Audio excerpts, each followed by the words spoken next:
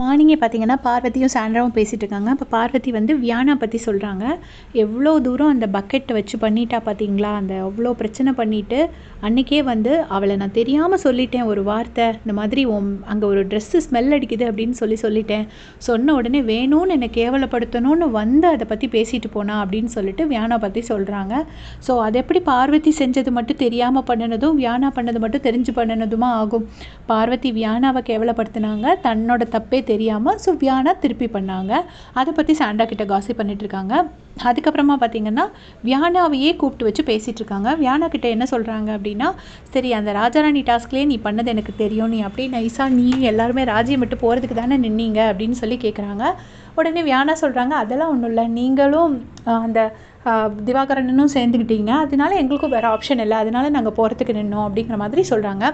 அதுக்கப்புறம் இன்னைக்கு யாரெல்லாம் கேஸ் கொடுப்பாங்க, யாரோட கேஸ்லாம் வரும், யாரெல்லாம் ஜட்ஜா வருவாங்க, லாயரா வருவாங்கன்னு அதை பற்றிலாம் டிஸ்கஸ் பண்ணுறாங்க.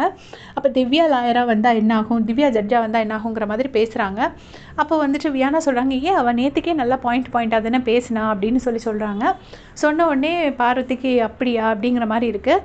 அதாவது வியானாவும் திவ்யாவும் இப்போ கொஞ்சம் ஃப்ரெண்ட்ஸாக இருக்காங்களே, அவங்க ஏன் ஃப்ரெண்ட்ஸாக இருக்காங்கன்னா 2 பேரும் டாய்லெட் கிளீனிங்கில் இருக்காங்க. ஸோ அதனால பார்வதி வந்து நைஸாக போட்டு வாங்குறாங்க திவ்யா கிட்ட. உண்மையிலே 2 பேரும் என்ன பண்ணுறாங்கன்னு தெரிஞ்சுக்கிறதுக்கு. ஆனால் வியானா வந்து அந்த இடத்துல திவ்யா விட்டு கொடுக்கல, நல்லா தான் பாயிண்டாக பேசினாங்கன்னு சொல்லிட்டு போயிட்டாங்க. ஸோ இப்போ வந்து பாரு வந்து திருப்பி வியானா பற்றி பேசுகிறது, நிறைய இடத்துல பேசுகிறத நம்மளால் பார்க்க முடியுது. ஏன்னா அவங்களுக்கு வந்து அந்த லாஸ்ட் வீக்குமே வந்து அந்த விக்ரம் கூட சண்டை வந்ததுக்கப்புறம் எதுவுமே நடக்காத மாதிரி திரும்பி ரொம்ப கேஷுவலாக இருந்துக்கிட்டா அப்படின்னு சொல்லிட்டு சாண்ட்ரா கிட்ட மார்னிங்கே சொல்லிட்டு இருந்திருப்பாங்க.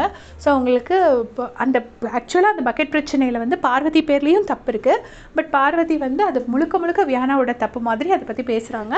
ஸோ அதில் எனக்கு அது கரெக்ட் சரியாக படலை. உங்களுடைய கமெண்ட் சொல்லுங்கள்.